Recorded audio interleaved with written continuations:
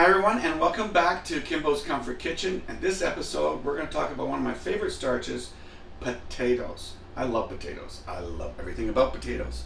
I like French fried potatoes. I like baked potatoes. I like dauphinoise potatoes. You name it, I love them. Years ago, some friends of mine took me down to a little restaurant in Dallas called Matt's Place, where for the first time I tried smoked mashed potatoes. I thought I had died and gone to heaven. It is amazing. However, there's one small problem. I don't have a smoker. So I had to figure out a workaround. And that's what I'm going to show you today. A couple of things before we get started though. A couple of rules. One, there are two types of potatoes you should be using when making mashed potatoes. One are russets. They're great. Peel them. Make sure you get all the peel off because it's too thick. But they come out really fluffy. They're beautiful when done properly. Second potato to use are Yukon Golds. I'm using those today because I didn't want to peel my potatoes. These are thin-skinned potatoes. They're not as fluffy as russets, but they're really creamy, and they give you the beautiful texture that I'm looking for today without working it too much and making it glutinous. The other thing is, start with cold water. Always start with cold water. Did I say cold water? Cold water. Okay? So when you start with cold water and cold potatoes, you know that they're going to rise in temp together. They're going to work out beautifully. All right then, let's get going and see what we can do with our own home smoked mashed potatoes. All right, so let's do the first step in making fabulous mashed potatoes, all right? So, as I mentioned before, I've got Yukon Golds here. You can use russets, but I'm using Yukon Golds because I'm feeling lazy and I don't want to peel them. And you don't have to peel these. Russets, you should peel. Okay?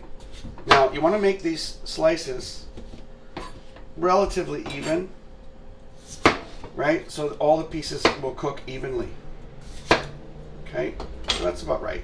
Now, what I'm going to do now is I'm going to put this in. This is my little steamer. Here's a little trick. Instead of boiling them, I like to steam my potatoes.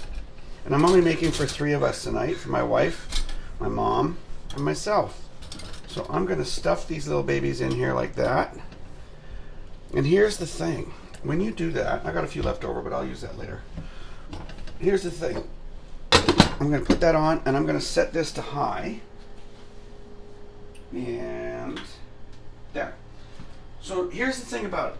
When you're in the kitchen, you want to have control of your timing. This is beautiful. I've got cold water. I've got cold potatoes. It's going to rise up, as I mentioned before. I'm going to let it come to a boil. As soon as it comes to a boil, I know that there's now steaming. At that point in time, I'm going to put the timer on for about 17 minutes. Now, some potatoes, depending on how new they are, how long it takes for them to get from the ground to market, cook faster than others. So it's kind of dicey sometimes, no pun intended, of when these are going to actually be ready. But I can test them, and when they're fork tender, that's when I know that they're ready. Now here's the trick. Because they're on a steamer and there's a residual water underneath, all I have to do is turn them off and I can forget about them. Sort of like set it and forget it. So now I'm in control of the time of when I'm going to mash these potatoes, and they will stay hot for quite a while. There's another trick you can also do when you're doing large groups of potatoes, like big pots, is drain them, wrap them in a towel, and then take them, what I call take them to bed. What you do is wrap in a towel and put them in your bed, literally. Wrap them in a duvet. They will keep for an hour. As long as they're drained, there's no water in them, they'll stay hot, and you can bring them out at the last minute to mash them so that when everything else is ready, it comes together at the same time. There's nothing worse than having glutinous, jelly-like mashed potatoes. So this is a way to control your kitchen. Now I don't have to worry about it, and then next time we'll move on to the next step. Okay, I'll be right back. Okay, guess what? I was wrong. Potatoes took longer than I thought. Okay, these are now fork tender. They're perfect. But I filled this, just the water line goes just to the steamer. So they're not sitting in water. They're just fine right now. And I'm going to turn the heat off on this. Those will rest. I can forget about it. Meanwhile, I've got my onions that are caramelizing. And I've got my oven is already warm for my steaks. The steaks are going to go in. Lots of time. This can rest. Okay? All of this stuff now can rest. The only thing I have to do is to make salad. And once I make that salad for it, it can sit for a minute or two. I don't mind. It's not going to get mushy. It's a kale salad, sweet kale, actually. Now, if you want to know how I'm going to do these, then go to my website either on YouTube or you can check me out on my website itself at kimboscomfortkitchen.com. Either way. Okay, so we're going to take a bit of a rest now while I do the steaks, and I'll be back with you in a minute. Okay, so now we're at the moment of truth.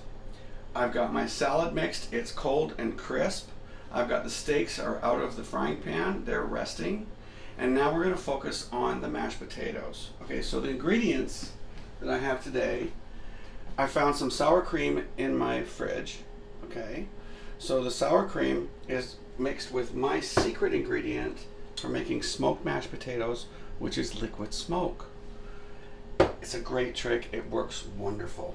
I've also got some salt. I have some half and half cream in case I don't have enough consistency that I want for my potatoes as a backup, just in case. And I've got some bacon, and I've got some sauteed onions, not caramelized, just sauteed in bacon fat, which I've drained off. I know this is not a caloric sensitive thing, so let's go. See how hot they are? It's amazing. So I'm going to put some salt in. Don't be afraid. I'm going to put some bacon in.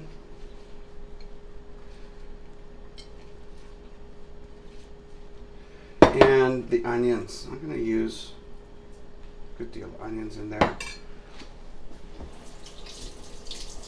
Wash my hands. Now I'm going to put the egg and the sour cream. The egg is acting as a binder. All right.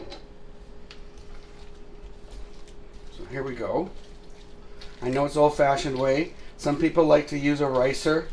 Personally, I prefer to use an old-fashioned masher, especially when I'm doing something with skin on.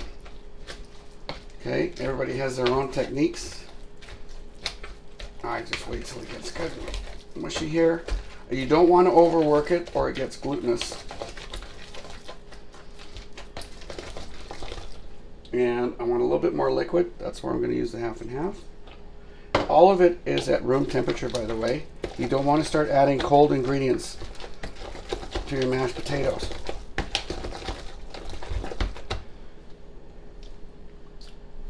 A little bit more.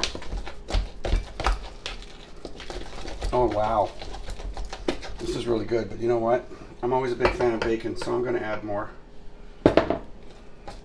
Between that, smokiness, and the onions, these are fabulous.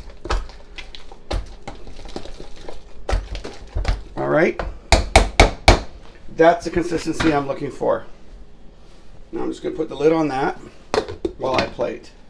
Everything else is now just waiting for that. So, filet mignon, which I've done reverse style, which again is on my website. We're going to add that. Then I've got some caramelized onions, just to make it look pretty. Add a little bit more sugar to it.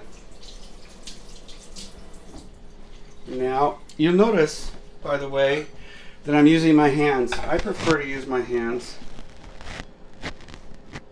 because I'm very tactile.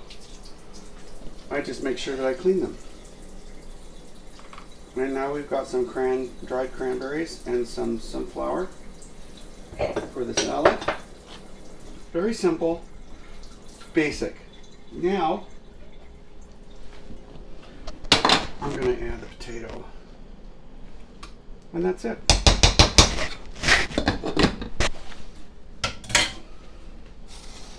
Bon appetit. And I hope that you enjoy this as much as we do, okay? So this is smoked bacon, onion, mashed potatoes, filet mignon with a sweet kale salad.